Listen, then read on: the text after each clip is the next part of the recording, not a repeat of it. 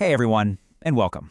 Today we're diving deep into a really strange but really powerful connection between video games, how radical ideas spread, and how we might just be able to fight back against misinformation. So let me ask you something. When you scroll through your social media feed, what do you see? You probably think of it as, just a stream of updates, a window into what your friends are doing. But what if that's not what it is at all? What if social media is actually a giant, invisible game, with rules, points, and millions of us playing, all fighting for the same prize, attention? And if that's true, if social media is a game, well, that leads to an even crazier question. Could we use a different game, one designed on purpose to build up our mental defenses, to protect ourselves from all the manipulation and fake news that's out there? Could a game literally vaccinate you against lies? To explore that, we're going to look at two very different sides of the coin. First, a research game called Lizards and Lies, which was built to see just how radical ideas can catch on and spread.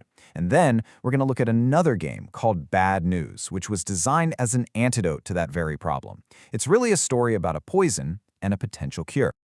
Okay, so let's start with the poison. How can something that seems so innocent, like just playing around, be turned into a weapon? Well, as it turns out, it's a shockingly effective strategy for extremist groups. First, we have to understand the game board itself.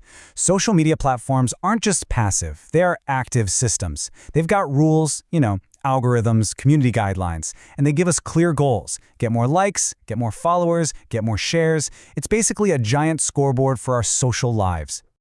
In this picture, this shows you how that online game can suddenly spill over into the real world. This was taken during the Freedom Convoy protests in Ottawa.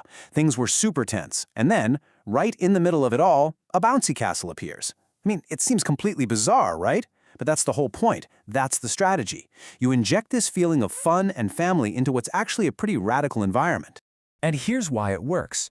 These playful things, a bouncy castle, a viral meme, an inside joke, they act like a kind of social glue. They make people feel like they're part of a community.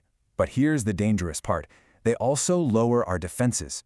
They wrap a very serious, sometimes extreme ideology in this friendly, fun, harmless-looking package. So if play can be weaponized like that, can it also be used as a shield? Can we flip the script? Can we use the power of games to build up our defenses instead of tearing them down? Well, a group of researchers decided to find out. So let me introduce you to Bad News. It's this quick 15-minute online game, and the idea behind it is absolutely brilliant. Instead of having someone lecture you about fake news, it puts you in the driver's seat. For 15 minutes, you get to be a fake news tycoon. Your goal? Get as many followers as you can by using all the dirty tricks in the book. Now, the science behind this is fascinating. It's called inoculation theory. And the concept is actually pretty simple, and it works just like a medical vaccine. The idea is if you expose someone to a small, weakened dose of a virus, in this case, misinformation tactics, their mind can build up antibodies, a kind of psychological resistance. You're basically vaccinating your brain by teaching it the tricks of the trade so you can spot them later. And these are the 6 specific viruses the game vaccinates you against. As you play, you're actively using these techniques yourself. You're creating these polarizing us versus them stories. You're pretending to be an expert. You attack your opponents. You troll people, use super emotional language, and you float wild conspiracy theories. You learn to recognize the playbook by running the plays yourself in a safe, fictional space. Okay, that all sounds great in theory, but does this brain vaccine actually work in the real world? Well, to find out, researchers took the Bad News game and ran what was basically a clinical trial inside 26 high school civics classrooms in Sweden. They wanted to see if it could really move the needle on media literacy. And the results? They were a pretty clear win. So before playing the game, students rated these fake manipulative tweets with an average reliability score of 2.83 out of 7. After playing Bad News for just 15 minutes, that number dropped to 2.60. Now that might not sound like a huge jump, but statistically, it's significant. It proved the game was making them better at spotting manipulation. So to put that in a bit more perspective, the statistical effect size was 0.30.